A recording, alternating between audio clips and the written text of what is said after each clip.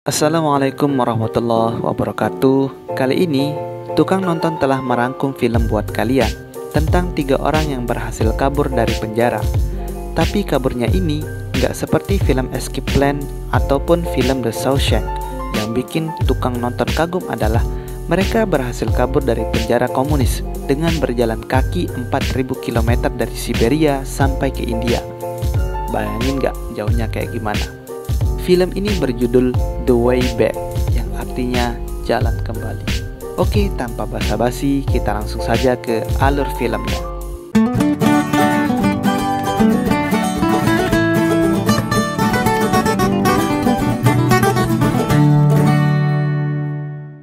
Pada bulan September 1939, Hitler menyerang Polandia dari barat, dan beberapa hari kemudian Stalin menyerang dari timur. Mereka membagi negara ini menjadi 2 bagian. Kemudian terlihat seorang pria bernama Janus sedang dipaksa untuk menandatangani surat pengakuan bahwa dia dituduh sebagai mata-mata dan mengkhianati Partai Komunis dan Stalin. Karena Janus tidak mau menandatangani surat pengakuan bahwa ia adalah seorang mata-mata, akhirnya si botak yang ada di depannya memanggil seorang wanita yang ternyata itu adalah istri dari Janus. Karena istri Janus ini diintimidasi sehingga memberikan kesaksian palsu, sehingga Janus menjadi diberatkan dan dibawa ke penjara. Terlihat banyak sekali orang-orang baru yang akan masuk penjara, dan di antara mereka ada Janus. Sebelum mereka masuk penjara, mereka diberikan ceramah bahwa penjara mereka bukan sekedar dijaga oleh pistol, kawat berduri, dan anjing, melainkan penjara mereka adalah penjara Siberia yang terletak di tengah padang gurun yang luasnya 13 juta kilometer persegi. Dan jika mereka kabur, tidak akan berhasil. Mereka akan dimangsa oleh alam. Kalau bukan alam yang memangsa mereka, akan ada penduduk lokal yang akan memburu mereka. Pada saat makan malam, Janus memberikan setengah makanannya kepada orang tua yang kelaparan. Tetapi pria yang bernama Mister memberitahunya kalau berbuat baik di penjara ini akan membunuhnya di sini. Bertemulah Janus dengan seseorang yang bernama Khabarov. Mereka bercerita bagaimana mereka berada di penjara ini. Khabarov menceritakan dirinya di penjara karena membuat film yang mengangkat status bangsawan lama.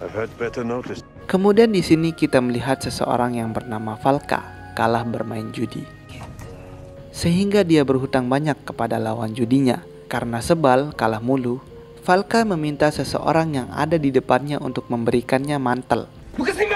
Karena takut, orang itu memberikan mantelnya.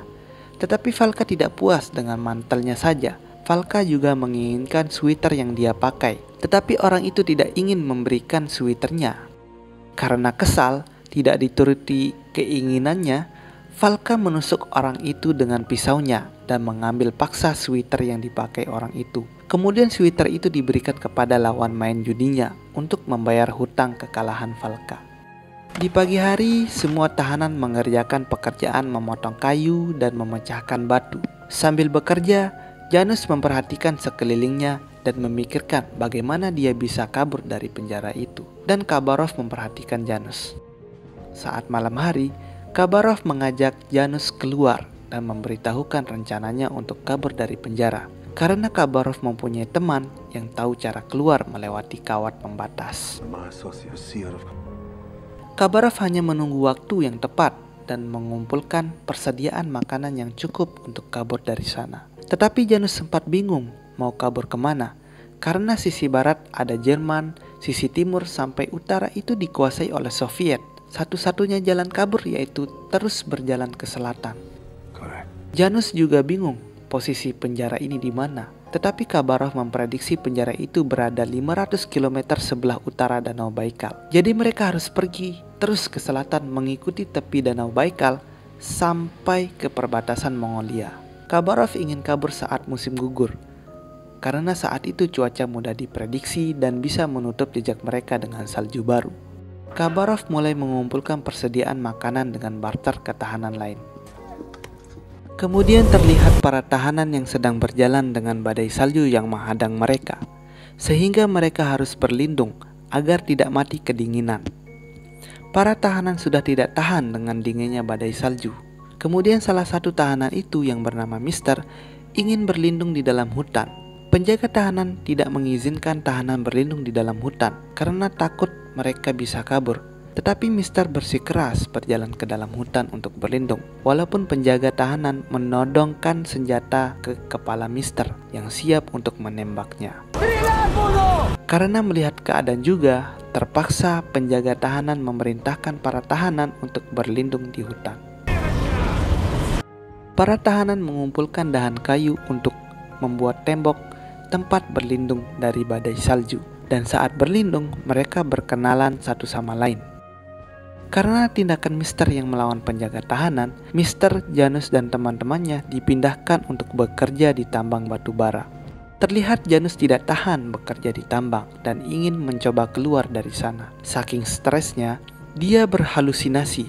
Di depannya ada pintu rumahnya. Saat akan masuk pintu rumahnya, dia tersadar bahwa ada penjaga tahanan yang memaksanya untuk kembali bekerja. Karena tidak tahan lagi, Janus memberitahukan rencana kabur bersama Khabarov kepada Mister. Tetapi Mister tidak mempercayai Khabarov. Tetapi jika Janus serius dengan keinginannya mau kabur dari penjara, Mister akan ikut. Kemudian Janus menemui Khabarov untuk mengajaknya kabur malam ini. Karena sedang ada badai, sehingga menurut Janus, salju bisa menutup jejak mereka. Tetapi Khabarov ternyata tidak ingin kabur dengan alasan karena jaraknya 1000 km dan butuh peta, makanan yang banyak dan perencanaan yang rinci. Tetapi Janus bersikeras ingin kabur malam ini. Saat mereka berdebat, mereka didengar oleh Valka.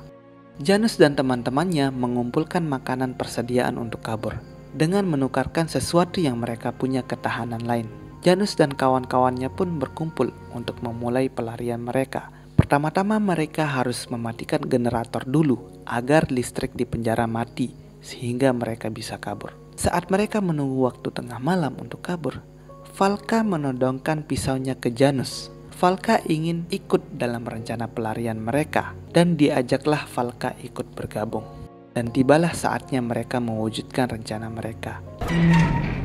Mereka kabur melewati pagar kawat dan masuk ke dalam hutan. Terus berlari agar mereka tidak tertangkap oleh anjing penjaga. Saat mereka berlari kabur, mereka tidak bisa melihat karena badai.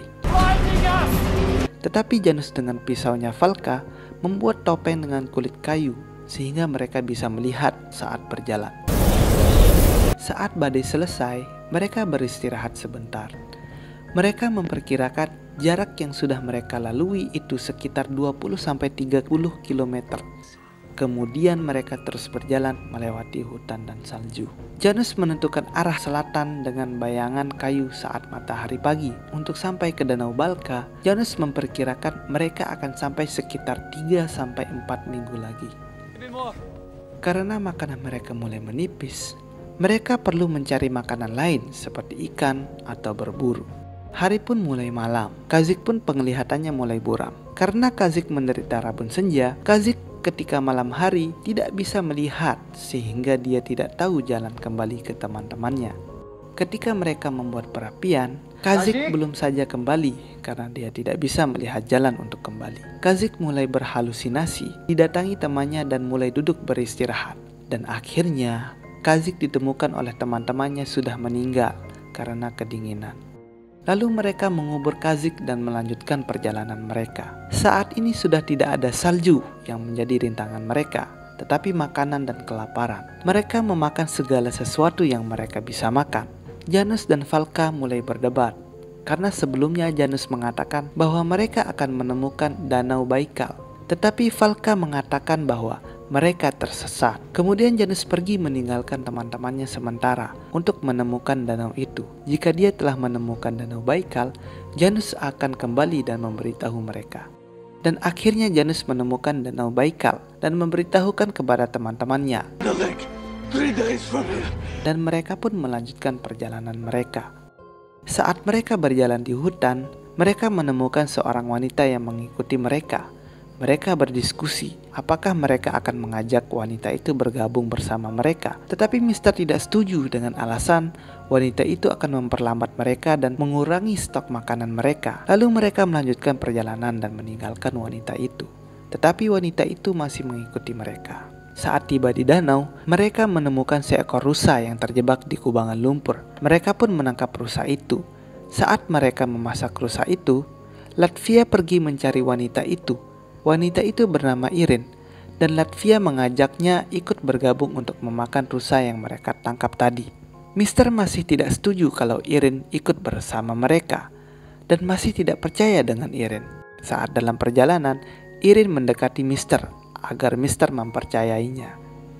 Saat Irin bercerita tentang mengapa dia bisa kabur, Irin ketahuan berbohong dan mengarang cerita tentang orang tuanya. Masih dalam perjalanan, mereka dikerumuni oleh nyamuk. Karena tidak tahan, mereka meminta tolong kepada orang yang lewat. Dan akhirnya mereka diberikan kalung yang bisa membuat mereka tidak dikerumuni nyamuk lagi. Dan tibalah mereka di perbatasan Mongolia. Mereka melihat ada para petani dan penjaga di sana. Jadi mereka hanya bisa melewati perbatasan saat malam hari, sehingga mereka pun menunggu sampai malam. Mereka mulai melewati perbatasan Mongolia, tetapi saat di pelang perbatasan, Valka berhenti dan ingin berpisah dengan teman-temannya. Karena Valka merasa sudah cukup sampai di sini pelariannya. Setelah itu Janus dan teman-temannya pun melanjutkan perjalanan mereka. Dengan banyak cobaan dan rintangan, mereka sampai di perbatasan Cina. Mereka sempat putus asa melihat gerbang perbatasan memasuki Cina karena ternyata Cina juga komunis. Sehingga pelarian mereka masih belum aman. Mereka kemudian melanjutkan perjalanan mereka lagi. Dan dari kejauhan mereka melihat sebuah kuil Buddha. Mereka berdiskusi apakah mereka akan memasukinya atau tidak. Saat mereka memasuki kuil itu, terlihat semuanya sudah hancur. Mereka berdiskusi kemana harusnya tujuan mereka kabur. Satu-satunya tujuan mereka sekarang adalah India.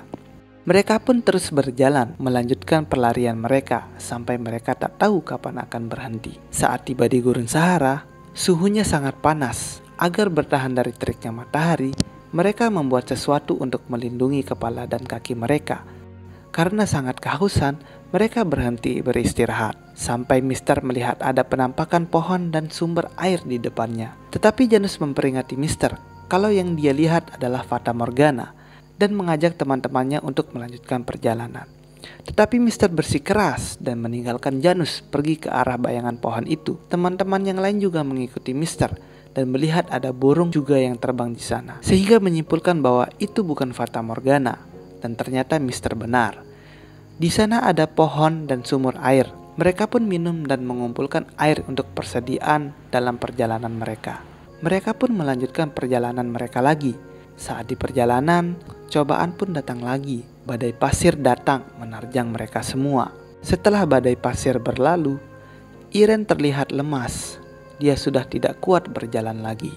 Sehingga Latvia menggendongnya. Terlihat Iren sudah sekarat, digendong Latvia. Iren pun meminta Latvia untuk meletakkannya di tanah. Dan Iren pun akhirnya menghembuskan nafas terakhirnya. Mereka pun mengubur Iren di sana dan melanjutkan perjalanan mereka. Tidak lama kemudian, Thomas juga menyusul Iren. Saat malam tiba, mereka sangat kelelahan dan beristirahat. Karena Thomas sudah tidak punya tenaga lagi, kemudian Thomas memejamkan matanya hingga ia meninggal. Sekarang yang tersisa tinggal 4 orang yang melanjutkan perjalanan. Mereka bertahan dengan memakan ular yang mereka temukan.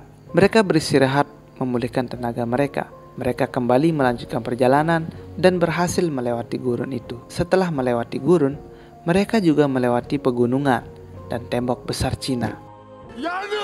Dan tibalah mereka di perbatasan Tibet. Mereka bertemu dengan orang Tibet, kemudian mengajak mereka ke rumah kepala suku di sana.